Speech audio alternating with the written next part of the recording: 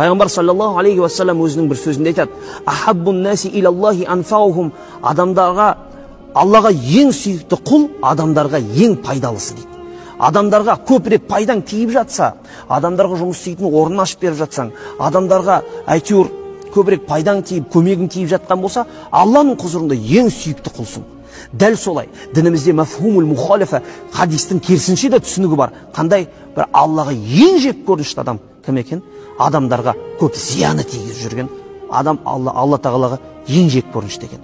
Сол үшін бұл нәрселерден қорқу керек, құрметті ағайын. Сол үшін бұл нәрселерден тоқтату керек.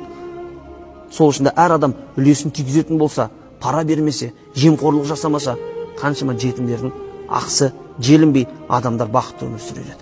Сол себепті әр адам өз орнын білсе, мен өтірік айтқаннан ештеңке болып қалмайды-ау, мен жаңағындай өзінің мойнындағы міндетті сезінбеуден